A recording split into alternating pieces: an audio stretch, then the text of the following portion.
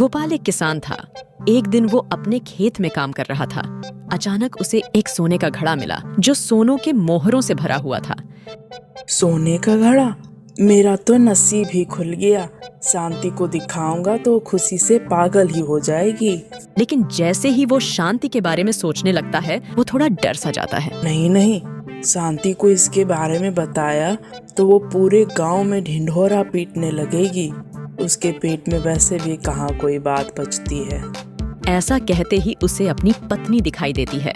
हमारे खेत में सोने का हंडा मिला है, हमारे खेत में सोने का हंडा मिला है। अरे बाप रे, नहीं, ऐसा नहीं होना चाहिए। लेकिन मैं शांति से इस बात को छुपाऊंगा कैसे? इतने बड़े घड़े को तो मैं अकेले उठा के नहीं ले जा सकता। कुछ तो उपाय सोचना पड़ेगा। गोपाल ने उस घड़े को फिर से ढक दिया और उसी बात को सोचते हुए वो घर पहुंचा। आज बड़ी जल्दी घर लौट आए। मुझे जोरों की भूख लगी है, जल्दी से खाना परोसो। शांति ने खाना परोसा, लेकिन गोपाल का ध्यान खाने में नहीं था। शांति, मुझे भूख नहीं है, मैं जरा बाजार होके आता हूँ। बड़ी अजीब बात है, अभी तो कह रहे थे कि बड़ी भूख लगी है। तबीयत तो ठीक है ना आपकी? हाँ, मैं ठीक हूँ। रात को थोड़ी देर हो जाएगी, तुम खाना खाकर सो जाना। गोपाल अब बाजार पहुंचता है। वो बाजार में से कुछ मछलियाँ और लाल रंग के डिब्बे खरीद लेता है। फिर वो सारा सामान लेकर अपने खेतों में पहुंचता है। अब मुझे काम पे लग जाना चाहिए। गोपाल अब उस लाल रंग की सिंचाई पूरे खेत में कर देता है। उसके बाद साथ लाई हुई मछलियों को खेतों में बिखेर देता है। अब ठीक है। रात को बड़ी देर से वो अपने घर पहुंचता है। अरे, ये तो सो गई। शांति उठो, तुम्हें कुछ बताना है। अरे जल्दी यहाँ आओ। ओहो, क्या हुआ? आपको आने में तो बड़ी देर हो गई। बात ही कुछ ऐसी है, मेरे साथ खेत में चलो। अभी इतनी रात गए? कल सुबह चले जाएंगे ना? नहीं, अभी चलो। अपने खेत में बारिश हुई है। ये कैसे हो सकता है? यहाँ पर तो कोई बारिश नहीं हुई, आकाश भी साफ है। अरे पगली, वही तो बात है। बारिश सिर्फ हमारे खेत में हुई है, वो भी साधारण बारिश नहीं, मछलियों की बारिश। आसमान से ढेर सारी मछलियाँ अपने खेत में बिखरी पड़ी है। मछलियों की बारिश? आपकी तबीयत तो ठीक है ना? मैं बिल्कुल ठीक हूँ शांति, अब चलो मेरे साथ। हाथ में लालटेन लिए अब दोनों खेत पहुंचे। देखो शांति, ये कोई साधारण बारिश नहीं थी।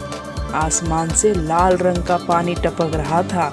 मैंने उस पानी को एक घड़े में भर कर रखा है। जब शांति ने खेतों में बिखरी मछलियाँ देखी तो वो हैरान हो गई।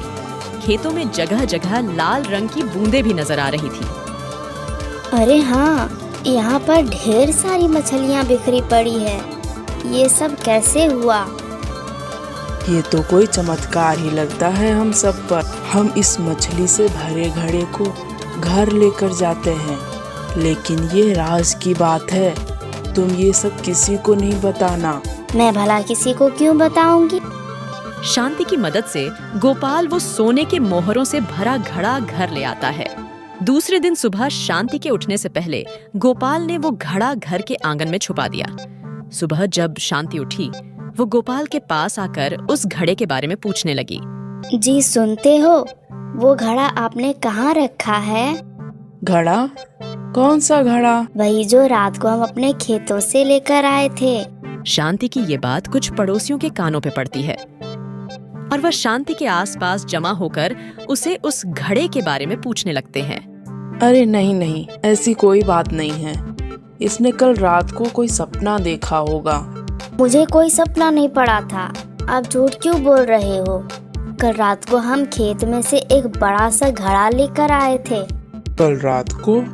हाँ, कल रात को। पता है, कल रात को हमारे खेत में बड़ी तेज बारिश हुई थी। लेकिन कल रात को तो यहाँ पर कोई बारिश नहीं हुई।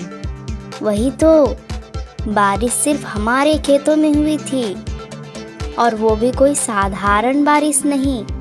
आसमान से लाल रंग का पानी बरसा और पता है, ढेर सारी मछलियां भी आसमान से टपक टपक कर हमारे खेतों में गिरी थी। वो घड़ा उसी लाल रंग के पानी से भरा हुआ था। मछलियों की बारिश, ऐसा भी कभी कुछ हो सकता है भला? ये जरूर पागल हो गई है। बहन, तुमने जरूर कोई सपना देखा होगा। चलो भाई, खाली पीली अपना समय बर्बाद हुआ। मछलियों की बारिश, पागल कहीं की। अरे रुको जरा, सुनो तो, मैं सच कह रही हूँ। अरे सुनो तो, सच में मछलियों की बारिश हुई थी। अरे आप तो कुछ बोलिए ना। मैंने तो पहले ही कहा था, तुमने कोई सपना देखा होगा।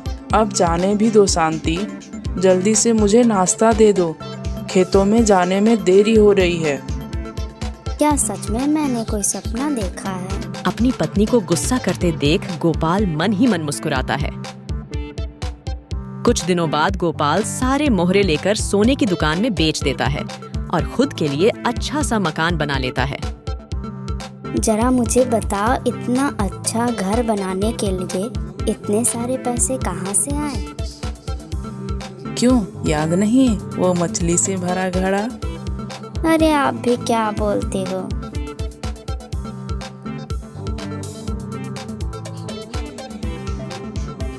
राज की बात हमेशा राज ही रहनी चाहिए।